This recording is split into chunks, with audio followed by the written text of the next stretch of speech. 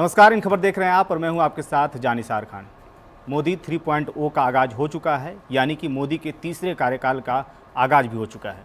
प्रधानमंत्री मोदी के साथ 9 जून को तमाम 71 मंत्रियों ने शपथ ली है।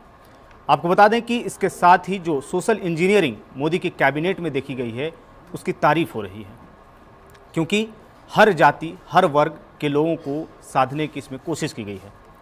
कुल 71 मंत्री, यानी कि एक अगर प्रधानमंत्री मोदी को ले लें तो 72 कुल टीम है प्रधानमंत्री मोदी के साथ साथ।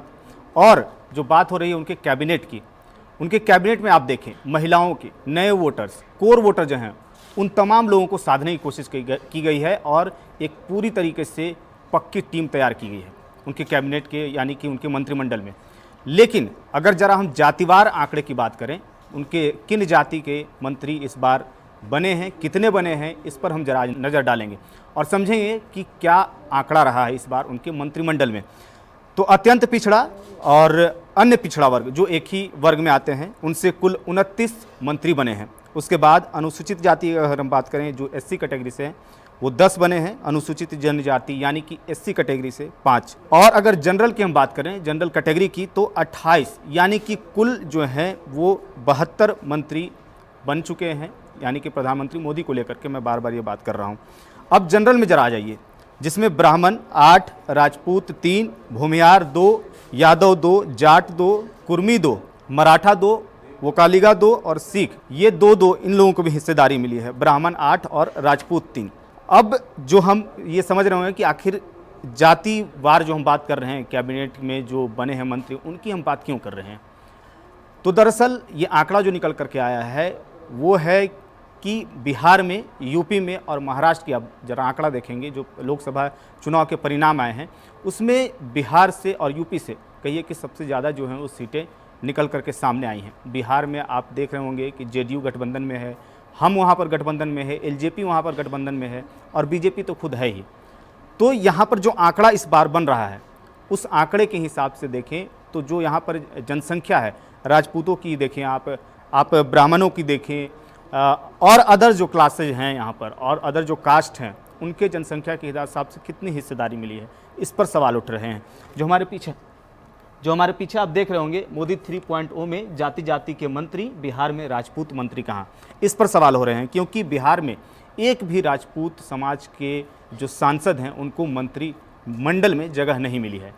इसको लेकर के तमाम जो हैं राजपूतों में भारी गुस्सा है, भारी नाराज़गी है, जिसके वजह से ये सवाल उठ रहे हैं कि मोदी के मंत्रिमंडल की जो सोशल इंजीनियरिंग इस बार साधी गई है महिलाओं को, नए वोटरों को, कोर वोटरों को, तो कहीं ना कहीं मोदी की सोशल इंजीनियरिंग जो है बिहार में बिगड़ती हुई नज़र आ रही है। और बिहार में जो आंकड़े निकल करके सामने हैं, जिनको मंत्रालय मिला है, उसमें एक भी मंत्री नहीं बने हैं राजपूत समाज से।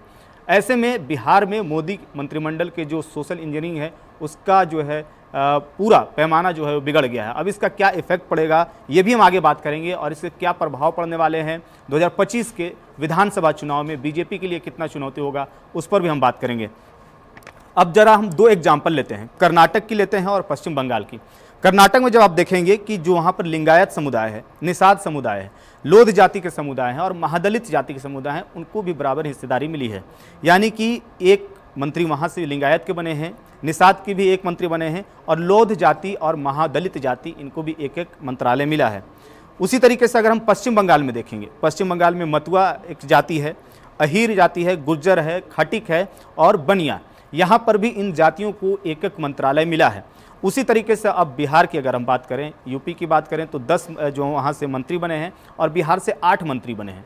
यूपी की हम बात करेंगे तो वीडियो काफ़ी लंबी चली जाएगी, लेकिन हम सीधे बिहार पर आते हैं कि बिहार में अगर आप देखेंगे जो उनके गठबंधन के सहयोगी दल हैं, जो जेडीयू हैं, हम हैं, एलजेपी हैं, बीजेपी खुद है, यहाँ से बीजेपी ने खुद 4 अपने सांसदों को मंत्री बनाया है। जेडीयू की बात करें तो 2 मंत्री बने हैं, एक तो ललन सिंह हो गए और दूसरे हो गए रामनाथ ठाकुर। वहीं एलजेपी की अगर हम बात करें, चिराग पासवान को मंत्री बनाया गया है और हम की तरफ से जीतन राम मांझी को मंत्रिमंडल मिला है। इन तमाम मंत्रियों को कल, यानी कि जब मंत्रिमंडल का बैठक हुआ पहला, इसमें सभी को बंटवारा हो गया, मंत्रालय बांट दिए गए, पोर्टफोलियो बांट दिए गए हैं। उस पर भी हम नहीं बात करेंगे कि किसको कौन से मंत्रालय मिले हैं, क्योंकि ये खबर आप तक पहुंच गई होगी, उस पर हम बात करेंगे तो वीडियो काफ़ी लंबी चली जाएगी, इसलिए सीधे हम पॉइंट पर रहेंगे और जो देखेंगे ये 8 जो आंकड़े हमने बताए हैं कि 4 बीजेपी के, 2 जेडीयू के, 1 एलजेपी के और 1 हम के। गिरिराज सिंह की अगर हम बात करें तो ये बीजेपी के कोटे से गए हैं, नित्यानंद राय भी बीजेपी के कोटे से हैं और सतीश चंद्र दुबे ये भी बीजेपी के कोटे से हैं। इसके साथ ही राजभूषण चौधरी ये भी बीजेपी के कोटे से मंत्री बने हैं। अब कुल जो बात करें 8 मंत्रियों में यहां पर से 3 जो हैं सवर्ण जाति के आते हैं, 2 दलित जाति के आते हैं जिनको कैबिनेट में जगह मिली है, और 3 जो स्वर्ण जाति के बने हैं उसमें से 2 कैबिनेट के हैं, 1 राज्य मंत्री बने हैं। वहीं 2 जो हैं अति पिछड़ा समाज के बने हैं और वो भी राज्य मंत्री बनाए गए हैं, और 1 जो है पिछड़ा समाज का कैबिनेट में मंत्री बना है। तो इस लिहाज से देखा जा रहा है अब कि स्वर्ण में भी हैं, दलित हैं, अति पिछड़ा और पिछड़ा, लेकिन स्वर्ण में राजपूत समाज जो है बिहार में जो बीजेपी का एक कोर वोटर माना जाता है, क्योंकि राजपूत समाज हमेशा से बीजेपी को वोट करता आया है। लेकिन इस बार ऐसा क्या हुआ कि बिहार में राजपूत समाज जो है वो कहीं ना कहीं थोड़ा बहुत नाराज़ दिखा, और उस नाराज़गी के कारण बीजेपी की तरफ से ये जो रिजल्ट सामने आया है, जो आंकड़े सामने निकल कर के, यही लोग कह रहे हैं कि इस वजह से बीजेपी की तरफ से नाराज़गी है, बीजेपी को दरकिनार किया गया है चुनाव में इस बार। आगे भी हम बात करेंगे कि क्यों ऐसा मैं कह रहा हूं, लेकिन ये आंकड़े निकल करके आए हैं और लोग कह रहे हैं अब कि बीजेपी ने भी राजपूतों को दरकिनार कर दिया है, क्योंकि एक भी सांसद वहां से नहीं बने हैं। अब जरा आप बात कर लीजिए कि जो बीजेपी की तरफ से मंत्रिमंडल में जगह मिली है बिहार में, गिरिराज सिंह को कैबिनेट में, जैसा कि मैंने बताया, कैबिनेट में जगह मिली है, और वो उनकी अगर जाति देखी जाए तो वो भूमियार जाति से आते हैं। नित्यानंद राय राज्य मंत्री में उनको जगह मिला है, यादव से आते हैं, यादव यानी कि पिछड़ा जाति से। सतीश चंद्र दुबे राज्य मंत्री में दर्जा मिला है उनको, ब्राह्मण जाति से आते हैं। वहीं राजभूषण चौधरी राज्य मंत्री में उनको जगह मिली है, मल्लाह जाति से आते हैं, और ये जाति जो है अति पिछड़ा वर्ग में सम्मिलित है। राजभूषण चौधरी मुजफ्फरपुर से चुन करके आए हैं। ये बीजेपी के मंत्रियों के जो हैं जाति हम बता रहे हैं आपको। बिहार में इसलिए भी जाति पर बात करना ज़रूरी हो जाता है कि जब चुनाव की सरगर्मियाँ बढ़ती हैं, चुनाव के तारीखें करीब आती हैं, तो जाति पर वोट करना, जाति की बात करना, ये तमाम चीज़ें चर्चा में आ जाती हैं। और कहीं ना कहीं बिहार में जो वोट बैंक है, जो नेता हैं, जो पार्टियां हैं, कहीं ना कहीं जातिवार ही अपने वोट को साधने की कोशिश करती हैं। इस आधार पर भी बात करना ज़रूरी हो जाता है, और उस समाज का, जो समाज हमेशा से बीजेपी के साथ रहा, उसको दरकिनार करना कितना उचित है, क्योंकि लोग इस पर बार बार सवाल खड़े कर रहे हैं। इस वजह से आज मैं इस बात पर भी बात कर रहा हूं। अब जरा जेडीयू की तरफ से बात कर लीजिए कि जेडीयू की तरफ से जिनको मंत्रालय मिला है उनकी क्या स्थिति है, उनकी क्या जाति है। ललन सिंह की बात करिए, कैबिनेट में इनको जगह मिली है, ये भी भूमियार जाति के हैं। राज्यसभा से सांसद चुन के गए हैं रामनाथ ठाकुर, राज्य मंत्री में दर्जा मिला है और अति पिछड़ी जाति से आते हैं, ये नाई जाति से आते हैं।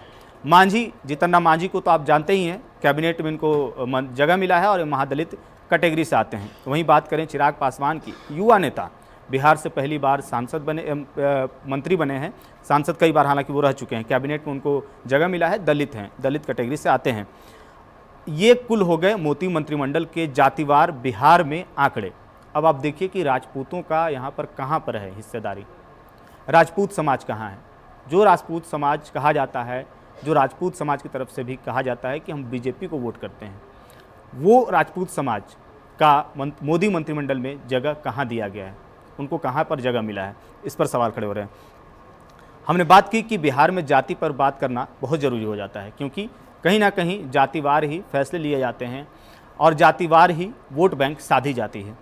अब जरा आप बात कर लीजिए कि अगर राजपूत समाज से जिनको जगह मिलता वो कौन होते, क्योंकि लगभग 5 सांसद जो हैं बिहार से चुन करके आए हैं, जिसका हम 3 सांसदों का नाम आपको गिना देते हैं। उनकी कार्यकाल कितनी अच्छी रही है ये भी बात है, क्योंकि बीजेपी के कहीं ना कहीं एक सीनियर लीडर के रूप में माने जाते हैं। हम बात करते हैं राजीव प्रताप रूढ़ी की, जो सारण से इस बार जीत करके आए हैं। लालू यादव की बेटी को उन्होंने हराया है और लालू यादव को भी उन्होंने हराया था पहले।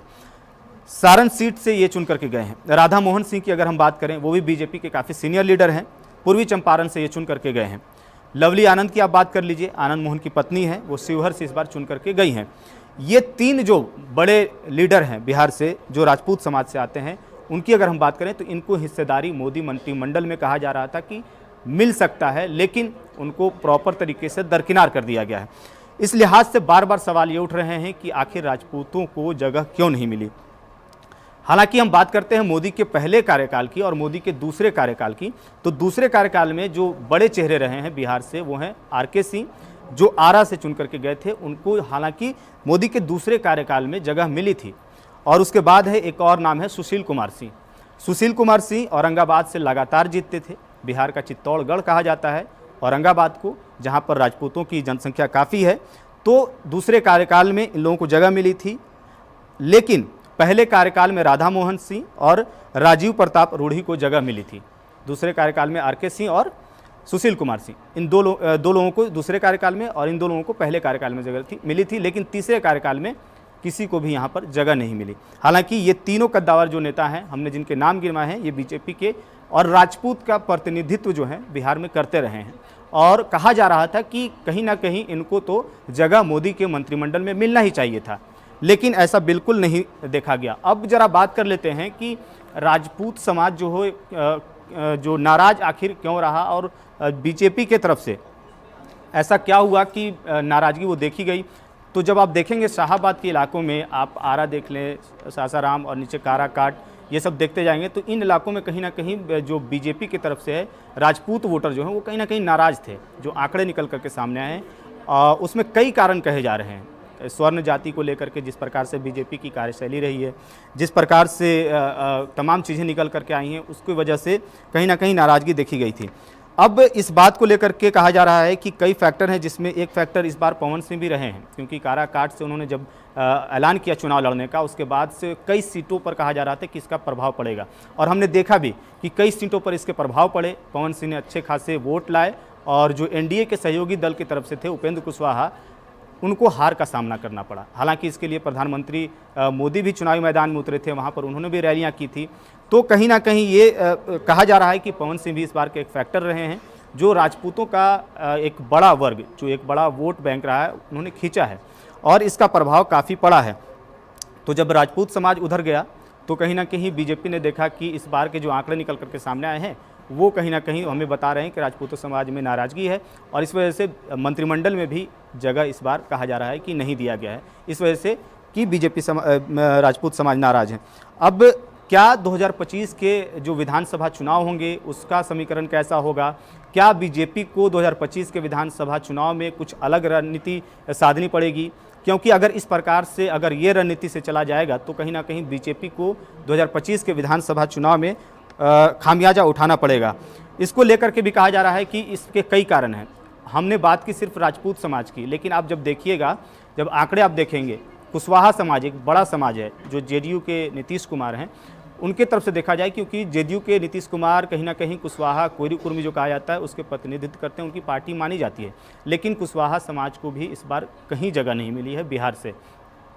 तीसरा अगर हम बात करें वैश्य समाज, यानी कि जो जायसवाल समाज है, उसको भी जगह नहीं मिली है। हालांकि संजय जायसवाल भी चुन करके गए हैं, लेकिन कुशवाहा समाज की तरफ से पहले तो बात होती है कि एक भी टिकट नहीं दी गई थी, लेकिन जब एनडीए के सहयोगी दल में उपेंद्र कुशवाहा थे उस समय 2 टिकट्स दी गई थी, लेकिन दोनों वो हार चुके हैं। तो कोई भी कुशवाहा समाज से जीत करके नहीं गया है, इस वजह से कोई भी मंत्रिमंडल में जगह नहीं मिला है।